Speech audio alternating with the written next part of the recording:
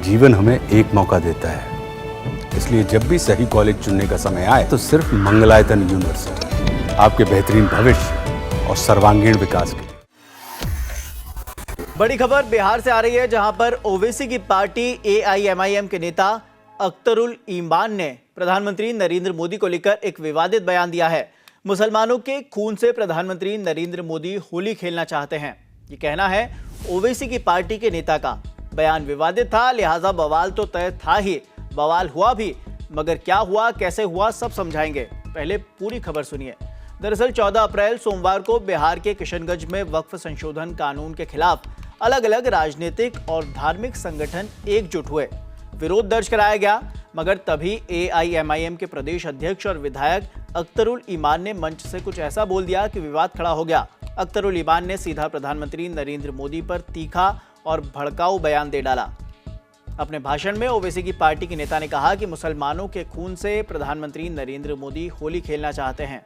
यही नहीं, अख्तरुल ईमान ने यह भी कहा कि जब मुस्लिम युवक मल्टीनेशनल कंपनियों में नौकरी करते हैं तो उन्हें आतंकवादी कहकर जेल में डाल दिया जाता है। अख्तरुल ईमान ने अपने भाषण में इतिहास की कई दर्दनाक घटनाओं को भी याद किया।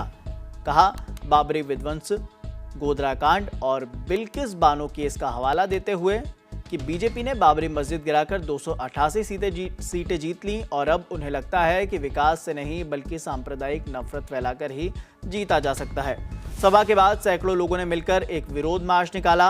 हाथों में पोस्टर और बैनर थे। नारे लगाए जा रहे थे कि केंद्र और राज्य सरकार के खिलाफ। एआईएमआईएम के साथ आरजेडी के विधायक अंजार नईम, पूर्व विधायक तौफिक आलम और अन्य राजनीतिक दलों के प्रतिनिधि के साथ ही उलेमा भी शामिल हुए थे। अख्तरुल ईमान ने आरोप लगाया कि आरएसएस और बीजेपी डर का माहौल बनाना चाहती है। उन्होंने कहा कि नमाज के दौरान टोपी तक उछाल दी जाती है ताकि मुसलमान डर जाएं और आवाज न उठाएं, लेकिन हम डरने वाले नहीं हैं। वहीं एक दिन पहले पीएम मोदी ने भी वक्फ को लेकर एक बड़ा बयान दिया था। उन्होंने क्या कहा था, वो भी जरा सुनिए। वक्फ के नाम पर लाखों हेक्टेयर जमीन पूरे देश में है।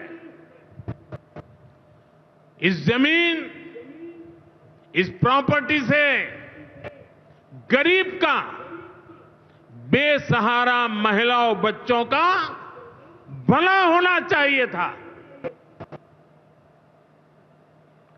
और आज ईमानदारी से उसका उपयोग हुआ होता तो मेरे मुसलमान नौजवानों को साइकिल के पंक्चर बना करके जिंदगी नहीं गुजारनी पड़ती। लेकिन इससे मुट्ठी भर भू माफिया का कोई भला हुआ। पसमानदा मुस्लिम इस समाज को कोई फायदा नहीं हुआ। और ये भूमाफिया किसकी जमीन लूट रहे थे?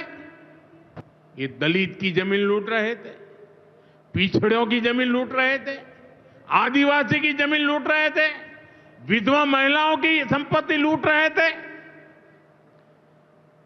सैकड़ों विधवा मुस्लिम महिलाओं ने भारत सरकार को चिट्ठी लिखी, तब जाके कानून की चर्चा आई है। वक्फ कानून में बदलाव के बाद अब ये गरीबों से जो लूटा जा रहा है वो बंद होने वाला है।